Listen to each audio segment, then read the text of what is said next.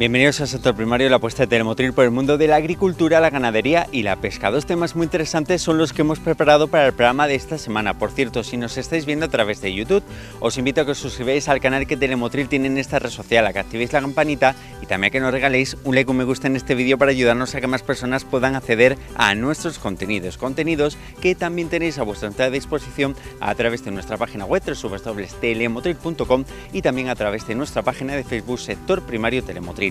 Entramos en materia y lo vamos a hacer volviendo a hablar del escarabajo de la ambrosía que tantos estragos está haciendo en Motril. Hace tan solo unos programas conocíamos más sobre esta plaga, sobre todo en Israel, más de su comportamiento, ya que es uno de los países de origen de este insecto. Bueno, pues ahora vamos a conocer en este programa, vamos a conocer los estragos, cómo se está desarrollando esta plaga precisamente en Motril. Familia, color, sabores, texturas, temporada. El producto de cercanía siempre tiene que estar en nuestra mesa, así que siempre que puedas, apuesta por el producto de cercanía.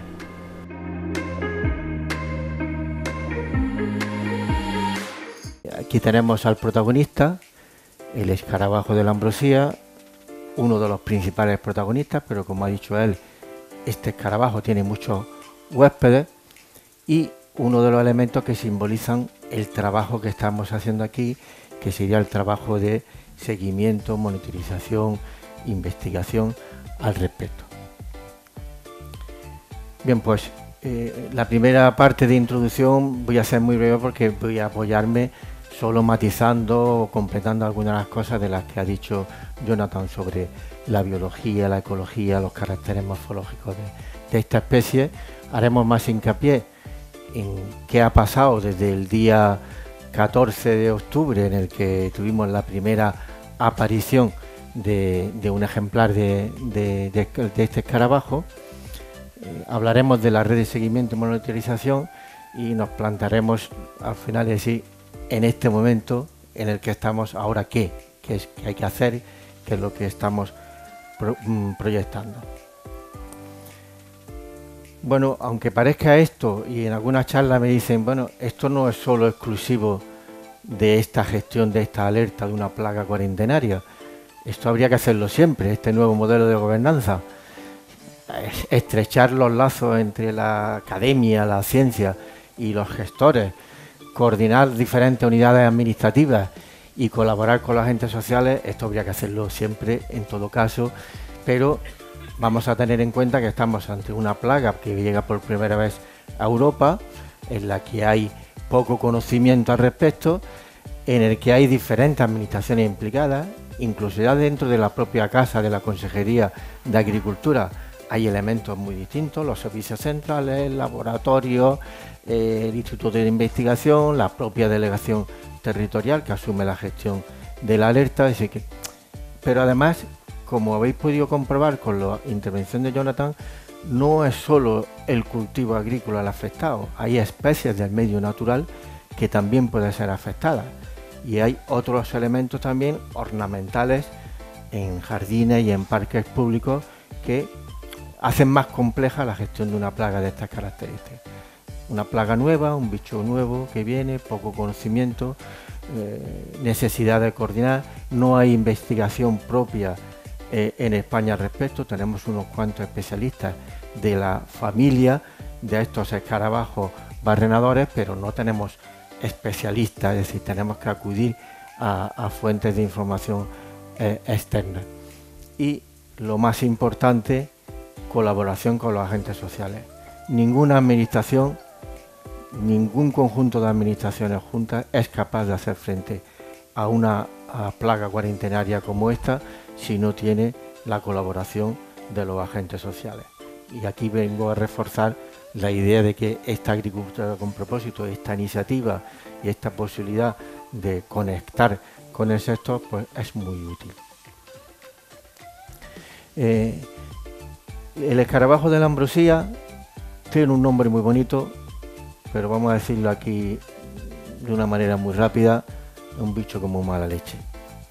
Este nombre de la ambrosía, que era el alimento de los dioses en la mitología, pues está claro que es un nombre que ha dulcificado el problema de estos escarabajos en concreto y sobre todo porque son animales que llevan, antes de que nosotros en el Neolítico aprendiéramos a recoger semillas y pasáramos de recolectores a cultivadores, hace unos cuantos años, muchos millones de años atrás, ya estaban coevolucionando estos escarabajos específicos, coleópteros de unas cuantas familias, con la característica de la asociación simbiótica, que, como ha dicho Jonathan, estrecha, porque uno sin otro no puede vivir, necesita el escarabajo longo para alimentarse.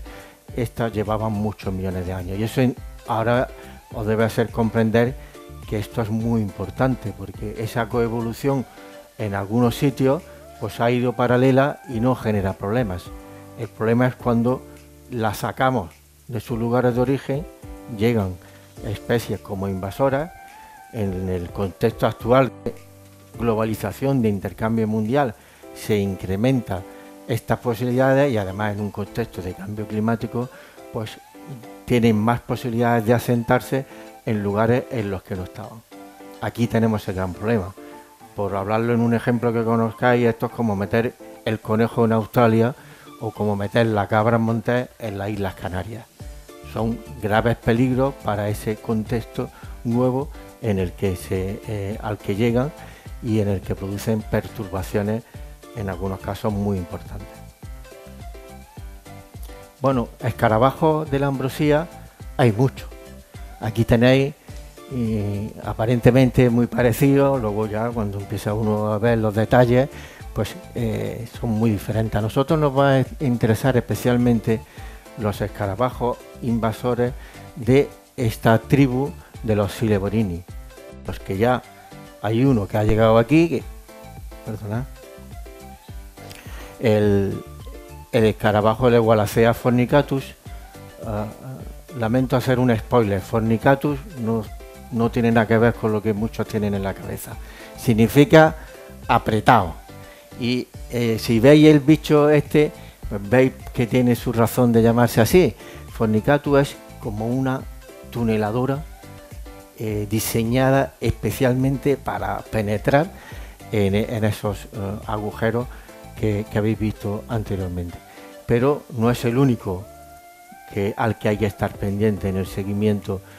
Hay otros escarabajos invasores que ya han llegado aquí de manera muy aislada, todavía se ha detectado poco, y que hay que seguirle la pista porque también podrían generar problemas para algunas especies.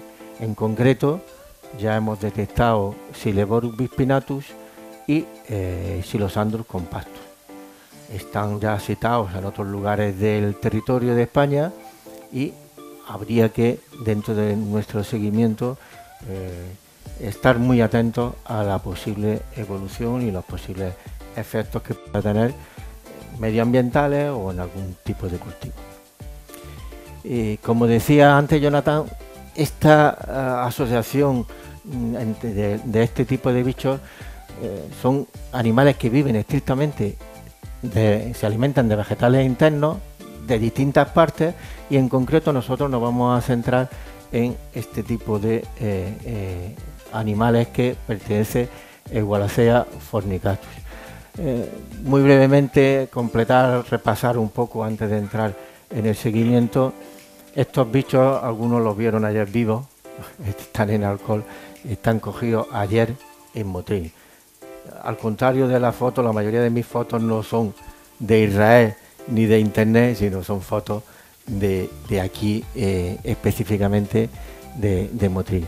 Esto es un macho y una hembra cogidos en un arce ayer por la mañana en Motril. Bueno, veis que hay una gran diferencia entre los machos y las hembras de este tipo de tamaño. También, fundamentalmente y más importante, el macho no tiene alas y tiene una función en el ciclo biológico fundamentalmente para asegurar la combinación genética y para asegurar la permanencia de la especie. El ciclo biológico, aquí todavía no sabemos cuántas generaciones pueden tener. Estamos haciendo un seguimiento, pero podrían tener hasta 3 generaciones en el mismo año este bicho. bueno, diferentes estadios larvarios, la pupa, que es de tipo esarata, y los adultos con la dimorfismo que hemos visto. ¿Qué es lo que hace a la Eualacea fornicatus, este escarabajo de la ambrosía particular? ¿Qué es lo que lo hace especialmente peligroso y una capacidad invasiva alta? Pues vuelvo a subrayar algunas de las cuestiones que ya ha esbozado. Primero, esa simbiosis con los hongos. Evolutivamente esto ha sido un salto genético muy importante a lo largo de muchos millones de años y han conseguido una relación muy estrecha. Los hongos que cada escarabajo de la ambrosía lleva son específicos, en este caso unos son más infectivos que otros, más peligrosos, pero en general todos los escarabajos de la ambrosía llevan hongos simbióticos que son verdaderamente los que generan los daños en nuestros cultivos.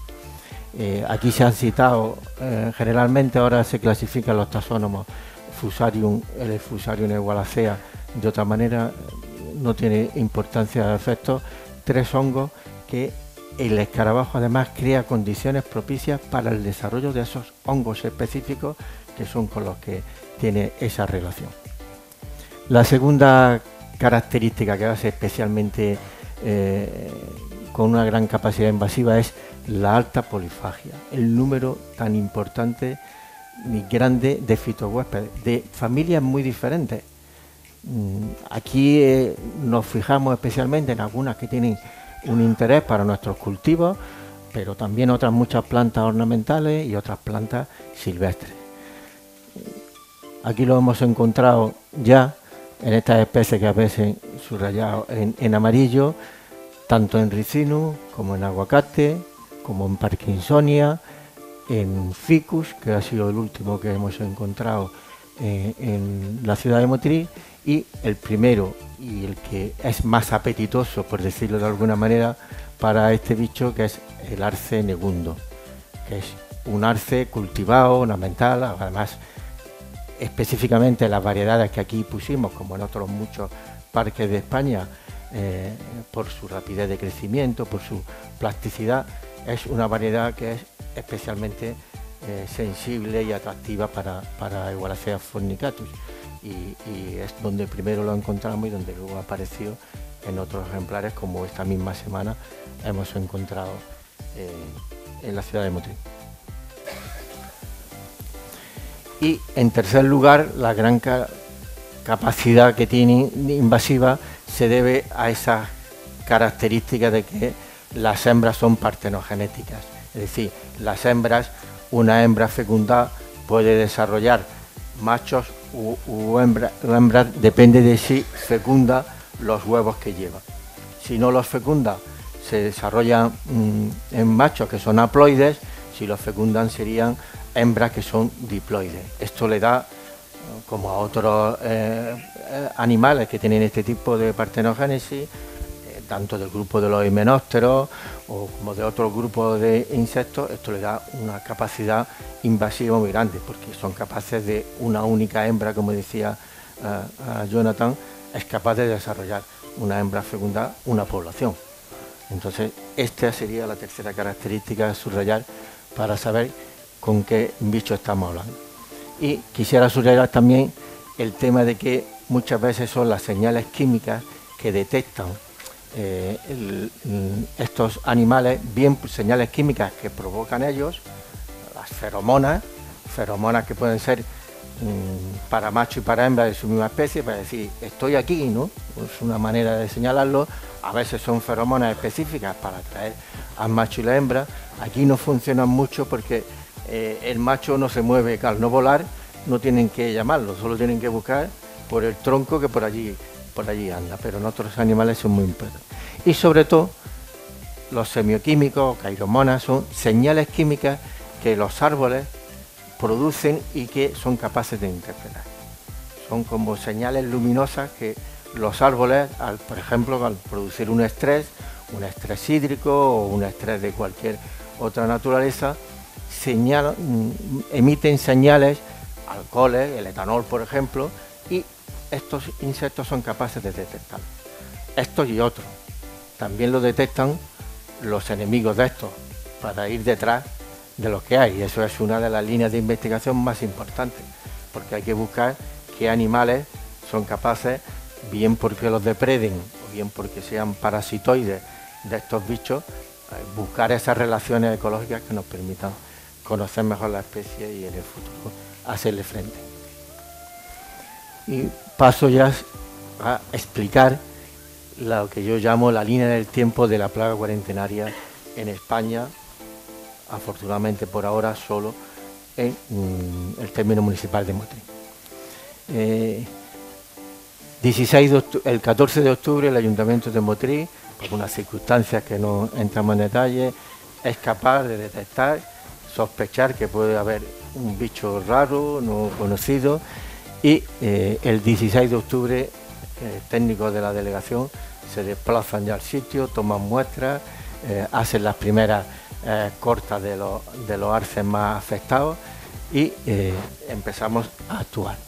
El día 30 de octubre el Departamento de Sanidad Vegetal, ya con alguna información, con algún contacto con algunos expertos nacionales, confirmamos que no oficialmente, pero ya que el bicho puede ser alguna de las especies del complejo Eualacea fornicatus, que hay especies muy parecidas entre sí, y nos desplazamos a la zona, estamos tomando ya muestras, seguimiento, viene un experto compañero de la Consejería de Medio Ambiente que nos asesora y empezamos a trabajar. El día 17 de noviembre el Ayuntamiento nos avisa de que hay otro arce afectado a 1 kilómetro y poco de distancia de los primeros focos y nos desplazamos ya una jornada formativa, gente del laboratorio de Almería, gente de los servicios centrales, Consejería de Medio Ambiente, y hacemos una reunión práctica, una jornada formativa in situ, viendo los bichos, tomando muestras, identificando las diferencias, características, las larvas, etcétera. Eso pues nos obliga a trasladar estas circunstancias a los servicios centrales y a plantear que estamos ante un problema que puede ser importante. Diseñamos en el Departamento de Sanidad Vegetal, con nuestro jefe de departamento a la cabeza liderando el equipo de trabajo, diseñamos una red de trampas, de 20 trampas de monitoreo para ver si en torno a los focos que ya hemos detectado en un radio de 1 kilómetro y en un radio de 5 kilómetros centinela, empezamos a buscar cómo está, dónde está y a poder conocer algo más del bicho. Y realizamos una jornada formativa de los técnicos en el laboratorio para conocer la especie en directo, distinguir unos bichos de otros, saber el tamaño y poder cribar el material que nos llega a las trampas. Imaginaros que en unas trampas de estas características, lo vemos, pues llegan muchos ejemplares, ¿no? Incluso llegan ejemplares muy parecidos de la familia, pero que no generan problemas, que son ejemplares locales que están perfectamente adaptados. Bueno, pues esa red queda montada, diseñamos nuestro protocolo de muestras y a lo largo de los primeros meses no aparecen ningunos bichos. Hacemos un cambio a colectores húmedos porque uno de los problemas que había era que aparecían en las trampas ejemplares todavía vivos, entonces pues eso podía distorsionar los resultados, pero seguimos formándonos. Aparecen en los primeros ejemplares estos de Motril, cortamos 3 ejemplares que estaban afectados con síntomas ostensibles, pero había otros ejemplares contiguos en los que ensayamos una de las medidas que las que han contado de endoterapia, a ver si funcionaban esas cuestiones. Pasados esos meses empezaron a aparecer nuevos síntomas y decidimos arrancar todos los arces que había en esa zona, en la Plaza San Agustín. Y además aparecieron en el Parque de los Pueblos de las Américas, en otra especie distinta ornamental, Parkinsonia aculeata en concreto esta, aparecieron 2 ejemplares afectados. Eran árboles que estaban con un estrés muy grande, que habían sufrido, no estaban quizás en su mejor sitio adecuado para esta especie, y eso hizo atraer probablemente a esos bichos. El caso es que en el día 14 de mayo hicimos una nueva jornada de evaluación, reinterpretando los datos, incorporando más información, y a partir de junio empezaron los primeros positivos en nuestras trampas. No sabíamos ni siquiera en qué tipo de huéspedes aparecieron en unas trampas, no sabíamos cuál es el huésped en el que estaban esos bichos. Por lo tanto, estamos en la aparición en trampa centinela, están apareciendo bichos dispersos, muy pocos ejemplares en una trampa. El que no caigan bichos no significa que no esté el bicho, el que cuando cae un bicho significa que ya hay que preocuparse porque el bicho ha llegado. Pero esa nueva fase, una vez que aparecen en 3 trampas distintas, tanto la gualacea como el otro exótico invasor que aparece en la charca de Suárez, pues ya se inicia una nueva fase. Ya no estamos en los árboles, porque estas trampas están situadas estratégicamente alrededor del municipio. Ya no estamos ante un problema en los árboles ornamentales, ya estamos en el entorno de la ciudad de Motril, y en fincas las trampas están estratégicamente situadas, ahora lo veremos, en fincas en las que hay cultivos, entre otros de aguacate, o cerca de viveros o en el puerto, ¿no? En lugares en los que pueden producirse a lo largo de los 360 grados de los puntos iniciales. Bueno, si ya pues ahí en el mes de agosto, en el mes de septiembre, en el mes de octubre, pues si veis arriba en rojo, pues ya aparecen en diferentes trampas, tanto la gualacea como el Sileborus bispinatus en menos cantidad, aunque también al final en 3 trampas distintas, en sitios distintos. Eso significa que hay que empezar a realizar las prospecciones intensivas en torno a las trampas en las que van apareciendo. Empezamos a mirar si encontramos ataque.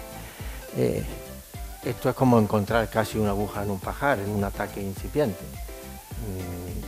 Aquí, al nivel en el que estamos, no son los árboles que ha mostrado Jonathan con un ataque, una infestación muy alta. Aquí hay que ir buscando pequeños agujeros en ataques incipientes en algunas ramas pequeñas. En todo caso, esas prospecciones nuestros compañeros pues no fueron capaces. Lo único que encontramos fue en otros arces en la ciudad de Motril, otros afectados que también tuvieron la misma terapia, cortar y quemar, porque en los árboles ornamentales es lo que recomiendan todos los expertos, tanto porque no sean nidos que puedan reproducirse y luego puedan colonizar otros lugares, como por el propio daño que hacen a esos árboles ornamentales. El caso es que hasta el 20 y tantos de agosto, en el que se produce la confirmación de los resultados del laboratorio nuestro y del laboratorio de referencia nacional, ya podemos decir oficialmente que sabemos cuáles de las especies de Wallacea fornicatus es la que hay aquí, y notificamos al Ministerio la plaga, y ya pues entramos en el circuito de plaga cuarentenaria. Como las prospecciones no éramos capaces de encontrar, y diseñamos una jornada técnico-divulgativa en el Teatro Calderón de Motril el 25 de septiembre, que fue un punto de inflexión importante en la gestión, porque a partir de ahí, con muchos agricultores y técnicos, pues empezamos a transferir el conocimiento que estábamos adquiriendo y a pedir que la verdadera red de seguimiento, la red de trampas más importante, es la de la implicación del sector, que los agricultores, que los técnicos pudieran reconocer los síntomas, en su caso eventualmente avisarnos para poder confirmarlo. Y dio resultado. Dio resultado porque en los días siguientes recibimos algunas llamadas, eran negativas, sospecha de síntomas, pero luego no coincidieron, pero en concreto aparecieron ya en 2 fincas de cultivo de aguacate el bicho. Tomamos muestras, las mandamos al laboratorio y confirmamos. Es decir, ya no estábamos en la fase de que caen en las trampas donde están, sino tenemos en fincas de cultivo de aguacate encontramos. Esa aparición apareció primero en 2 fincas de cultivo y luego en una finca abandonada, no en el aguacate, sino en una de las especies que hemos dicho que puede ser también huéspedes, que es el ricino. El ricino común, que es una planta silvestre muy habitual y muy frecuente en todo el sureste mediterráneo. Bien, pues esa nueva fase se completa con la adopción ya de medidas normativas, unas resoluciones provinciales en las que a cada una de las fincas se le indica qué es lo que tiene que hacer. Esas medidas las resumiremos, se declara oficialmente la plaga y cada vez que aparece una finca se le establecen unas medidas. Las medidas, como los mandamientos, se pueden reducir en 2. Si el ataque es muy grande, hay que eliminar completamente esos árboles. No se manda que una vez que hay un ataque que tienen que cortar directamente. Lo más frecuente hasta ahora, no se ha obligado a ninguna de las fincas específicamente a que corten y arranquen los árboles. Algún propietario ha decidido, por razones de la edad que tenía su explotación, de que prefería renovarla, ha decidido arrancarlas, pero la recomendación que se hace es que los ataques, la detección sea temprana y se puedan producir podas que hagan esto. Lo que es muy importante es el manejo de los restos vegetales. Toda la corta, todas esas podas tienen que hacerse, tienen que meterse, a ser posible, en un bidón metálico y cuando termina la jornada, quemadas. El peligro más grande que hay de transferencia, de transporte ahora mismo de esta plaga es los restos vegetales, que no se deben de hacer ni siquiera en fincas sospechosas. La norma que hemos puesto al final es que todos los restos vegetales en el término municipal de Motril, la zona demarcada, todos no se puedan transportar y sean destruidos en las mismas fincas. Esa es la medida profiláctica más importante que estamos haciendo. Y como decía antes, estas son nuestras trampas. De los 3 focos diseñamos la red de monitorización y fuimos viendo cómo a lo largo del año pasado iban apareciendo en diferentes trampas, pero a lo largo de todo el territorio, en torno a los primeros focos. Y esto en amarillo he puesto la otra especie que estamos pendientes y haciendo una vigilancia y un seguimiento. Y las fincas que en el año pasado, en las estrellitas, son las fincas en los lugares en los que aparecieron, fundamentalmente en la zona norte, colindando con el municipio de Motril, aunque hay una finca en la parte de abajo. Y finalmente, ¿ahora qué? ¿Qué es lo que hay que hacer? Pues hay que ampliar esa red de seguimiento a todo el litoral de la costa, hacer una campaña informativa que ya lleva toda esa serie de charlas, que hoy le pondremos un nuevo elemento con esta participación en este congreso, en el que hayamos contactado con al menos más de 400 personas directamente, entre técnicos y agricultores. Y en este año nuevo, ya en la red hemos visto que ya han empezado también a aparecer, antes incluso que el año pasado, no sabemos si por el cambio de las trampas o por las circunstancias ambientales de este año, pero ya en abril y en mayo tenemos positivos, que el año pasado hasta junio no los encontramos. Es decir, que tenemos ya los bichos moviéndose. Y además han aparecido ejemplares, como contaba antes, nuevos, ficus y arces en la ciudad de Motril. Destrucción de los restos vegetales afectados, seguimiento de las medidas que estamos haciendo en la... Y la única posibilidad que hay de utilización es este producto, que no es para matar al bicho, sino como una medida profiláctica alrededor, cuando hagamos cualquier tipo de intervención de manera preventiva, una utilización de un producto que se ha habilitado, que se pueden utilizar todos los meses para hacerlo. Fundamentalmente es para el periodo mientras que estamos haciendo esas podas, impedir la dispersión de esos bichos, porque como ha comentado antes Jonathan, no hay ningún producto que sirva para tratar el bicho cuando está dentro y pueda combatir el bicho en su ciclo biológico. Y finalmente, pues completar, como ha hecho Jonathan, qué es lo que tendríamos que estar pendientes nosotros como agricultores o técnicos en nuestras fincas. El bicho va a ser difícil que lo veamos, los ataques duran mucho tiempo. ¿Qué es lo que pasó en Israel?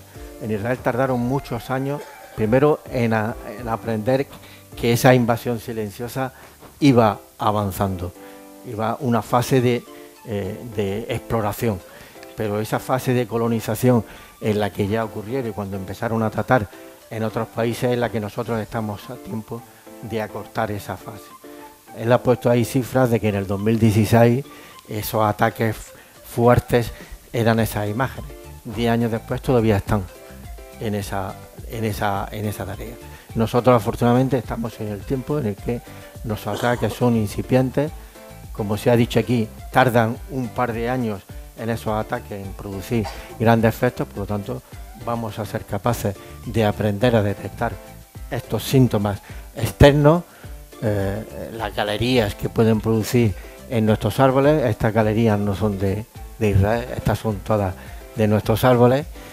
Aprender que el bicho puede estar ahí si lo observamos en este tipo de imágenes y fundamentalmente, como va a ser difícil, salvo en algunos momentos que los bichos estén así, que aprendamos a detectar las señales externas que producen los árboles en reacción a ese tipo o las mismas señales que la actividad del escarabajo puede producirnos. Los volcanes de azúcar, los agujeros, las perforaciones que son perfectas, redonditas, un poquito inclinadas y esos churrillos o esos fideos que exportan el material que están echando de fuera. Y muchas gracias por la atención. Este verano disfruta de mis pepinos en tu gazpacho y en tu salmorejo. Consume producto español, consume producto de cercanía.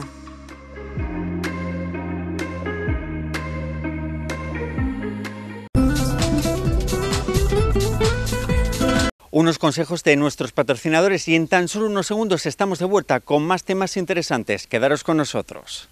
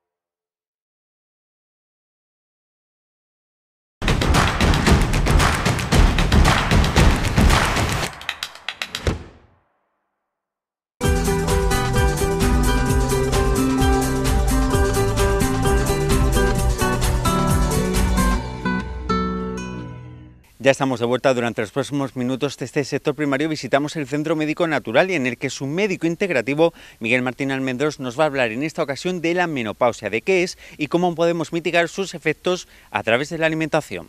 La menopausia afecta a toda mujer con una función ovárica normal. Quería transmitir un concepto, el concepto de empoderamiento de la mujer. Hay muchos empoderamientos, y hablo de empoderamiento médico con respecto a la menopausia. Es un proceso activo de adquisición de conocimientos, confianza y autodeterminación para gestionar la salud y tomar decisiones informadas sobre su atención. Eso es lo que voy a intentar transmitir ahora en estos minutos.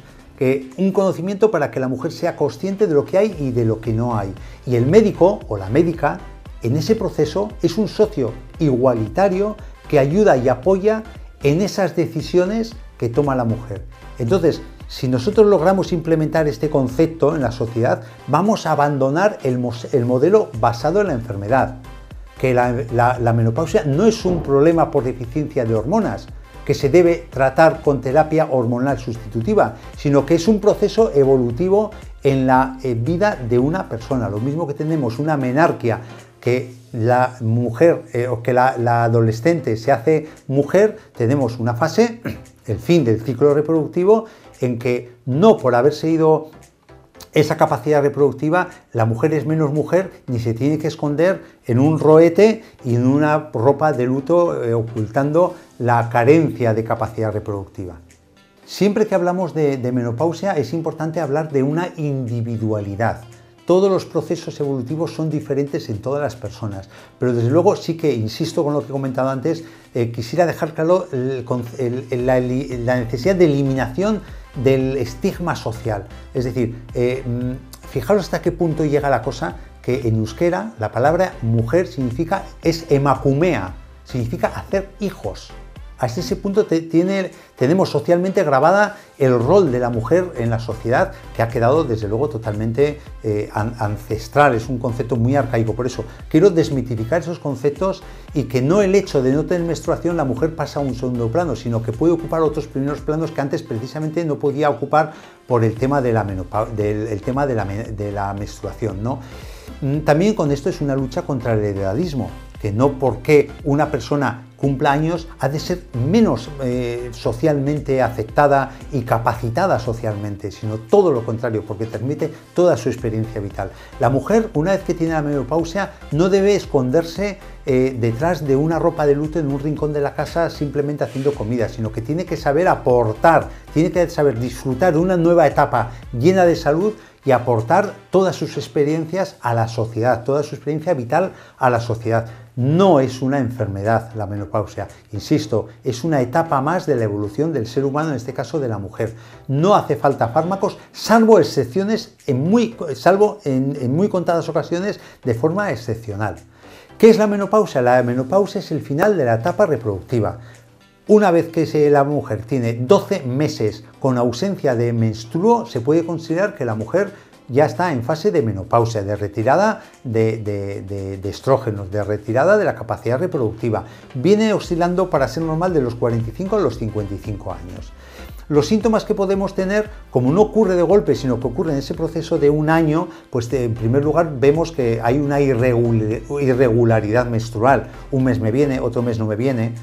Un mes me viene a los 15 días, otro ciclo me dura mes y medio. Esas pequeñas irregularidades. Ya empiezan a aparecer los sofocos, los sudores, los calores nocturnos, los cambios de humor, irritabilidad, insomnio, sequedad vaginal con pérdida de líbido, del deseo sexual, aumento de peso y pérdida de densidad ósea.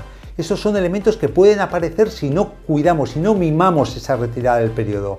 Variables en intensidad y variables en duración. Y la forma más adecuada para empoderar a la mujer es, ya digo, dar los conocimientos que os voy a dar ahora y que luego vosotras sigáis indagando en esta línea, siempre con el consejo igualitario de la profesional o el profesional sanitario. ¿Por qué? Porque tenemos muchas opciones en nuestra mano que no son medicamentos, sino que son complementos que nos pueden ayudar a que ese cambio, esa falta de estrógenos, sea mucho más suave, sea mucho más dulce. Y eso es muy significativo porque no es que vayamos a evitar sofocos y bochornos y calores nocturnos, sino que a mayor sintomatología de sofocos, calores y sudores nocturnos, los cambios a largo plazo van a ser mucho menores. Los cambios con respecto a la osteoporosis, con respecto a la patología cardiocirculatoria, con respecto al aumento de colesterol, van a ser mucho más suaves y van a ser mucho menos intensos. Por eso es importante saber modular lo que os he dicho, mimar este cambio de etapa, mimar esta menopausia. ¿Con qué? Con plantas como por ejemplo podemos tener la cimífuga, que actúa sobre los sofocos y sobre los cambios de humor. Plantas como la salvia, que actúa sobre los sofocos y la sudoración nocturna. El trébol rojo, que previene la osteoporosis porque tiene isoflavonas, actúa también sobre los sofocos y la sequedad vaginal. El Dong Quai. El Dong Quai es una planta oriental que ya tenemos muy interiorizada en Occidente y es una reguladora del ciclo hormonal.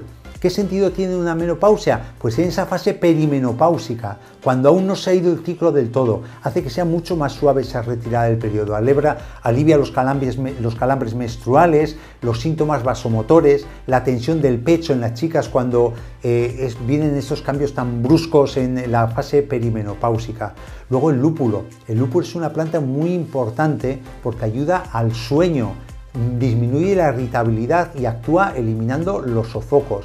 Y por último quería hablar como planta la maca, que la maca es una planta adaptógena que ayuda a las situaciones de estrés y este cambio hormonal es una situación de estrés para nuestro organismo. Disminuye la fatiga, mejora la libido, mejora el humor y regula el eje hormonal cuando aún estamos en la fase perimenopáusica. Estas 5 plantas pueden ayudarnos mucho a que ese cambio sea más dulce, sea más suave y sea menos abrupto a corto y a largo plazo. Y he dejado para final 2 cosas muy importantes. Una es las isoflavonas de soja. Las isoflavonas de soja es un fito complejo natural que está en la soja, entre otros complementos naturales, y que es una estructura muy similar a los estrógenos.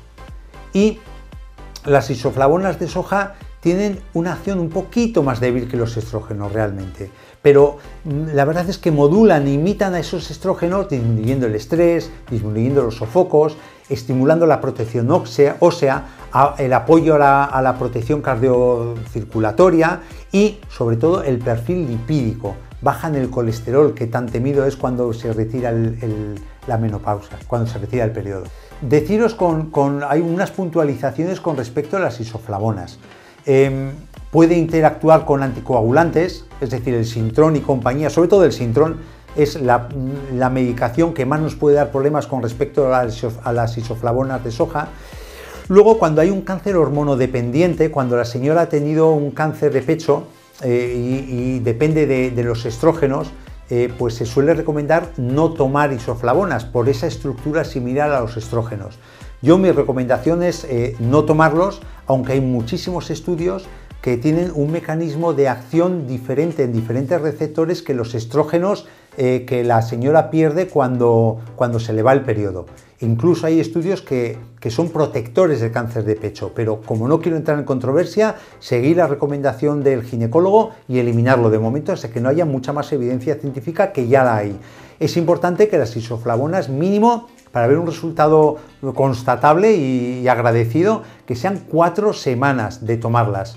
Y también, importante, depende mucho del estado de la microbiota, porque igual me estáis escuchando chicas que habéis tomado el isoflavonas y no habéis tenido una mejoría en la sintomatología, un cambio en la sintomatología, y os puede hacer pensar, es que no funcionan, a mí no me han funcionado las isoflavonas. No es que no funcionen, el problema es que igual no tenías una microbiota correcta y realmente las isoflavonas no son las que se absorben y tienen el efecto terapéutico en nuestro cuerpo, sino que las isoflavonas son metabolizadas por determinadas cepas de microbiota y el metabolito de esa metabolización es el que se absorbe y tiene el efecto en nuestro organismo. Entonces, si no tenemos una buena microbiota, una buena flora intestinal, vamos a perder efecto terapéutico con las isoflavonas.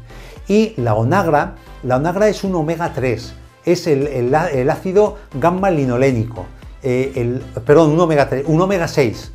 La onagra es un omega 6, es el ácido gamma-linolénico, que tiene un efecto antiinflamatorio y es un efecto regulador hormonal, que tiene una acción modesta, pero lo bueno de la onagra es el efecto sinérgico con otras plantas. Se engrandece, se hace gigante la onagra cuando la damos con isoflavonas o con salvia o con la cimífuga. Es importante para la sequedad vaginal y la sequedad cutánea, aumenta la elasticidad de la mucosa vaginal y la lubricación vaginal.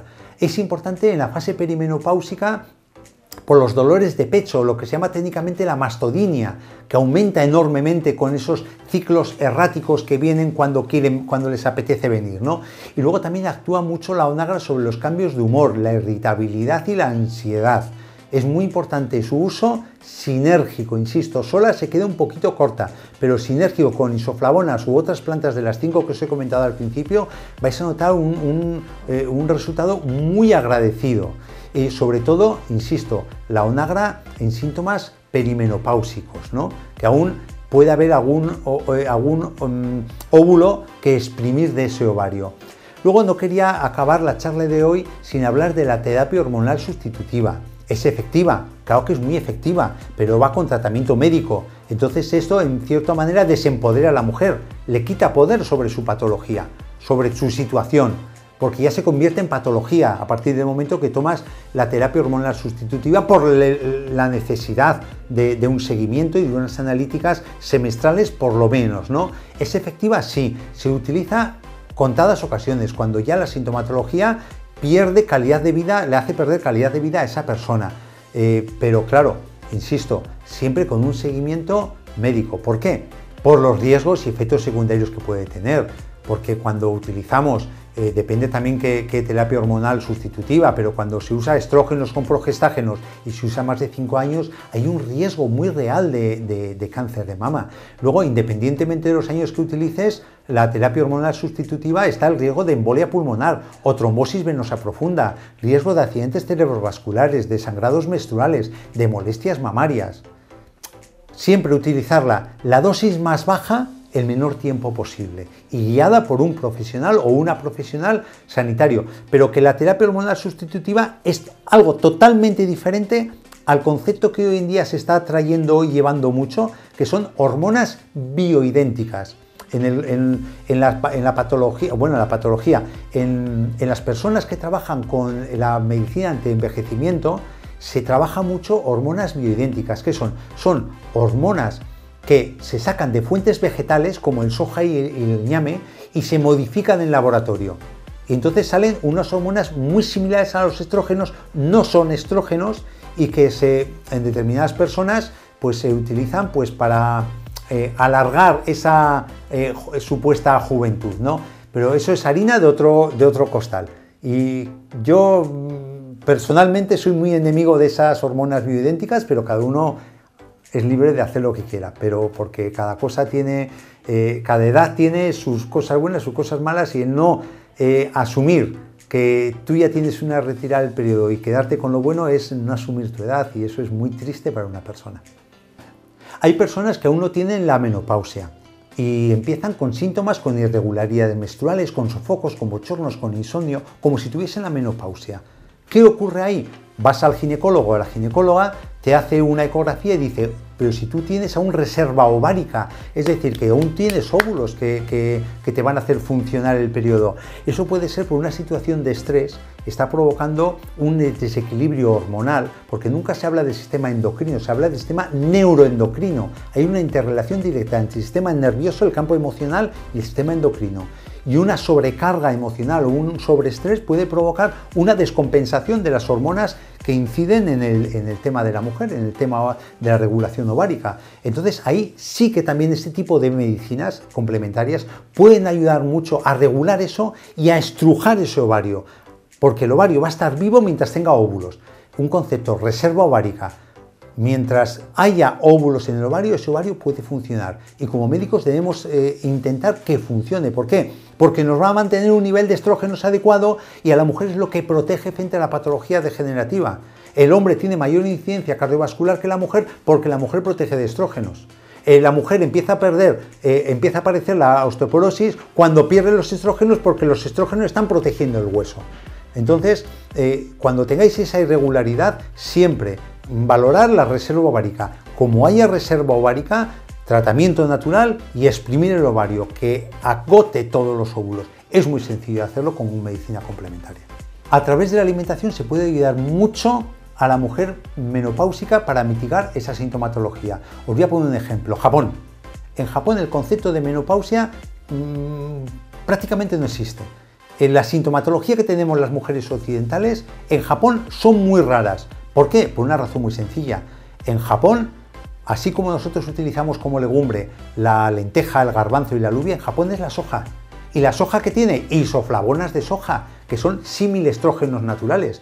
Entonces el nivel de isoflavonas que tiene la mujer en sangre es alto y constante, con lo cual cuando decae el nivel de estrógenos endógeno, no va a haber ese salto, ese cambio tan abrupto. Entonces prácticamente no tienen sintomatología.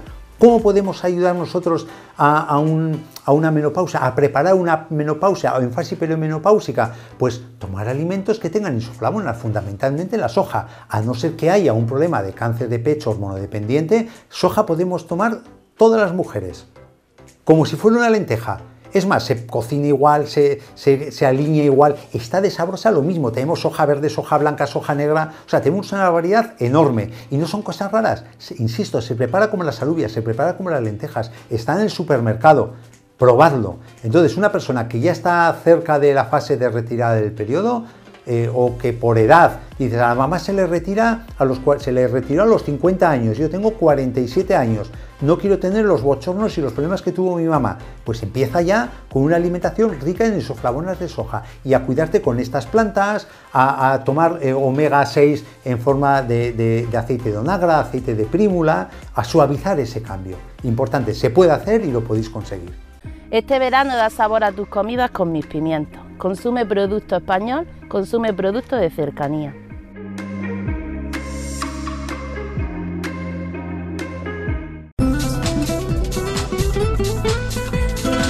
Es todo por el momento. En tan solo unos días volveremos con más temas relacionados con la agricultura, la ganadería y la pesca. Será como siempre aquí en Sector Primario en Telemotril. Recordaros que podéis acceder al contenido íntegro de todos nuestros programas, tanto en el canal que la Televisión Pública Motrileña tiene en YouTube, al que por cierto os invito a que os suscribáis, a que activéis la campanita y también que nos regaléis un like, un me gusta en este vídeo para ayudarnos a que más personas puedan acceder a nuestros contenidos. Contenidos que también tenéis a vuestra entera disposición a través de nuestra página web www.telemotril.com y a través de nuestra página de Facebook Sector Primario Telemotril. Como siempre os digo, que seáis muy pero que muy felices y no os olvidéis nunca de seguir sembrando muchísimo optimismo.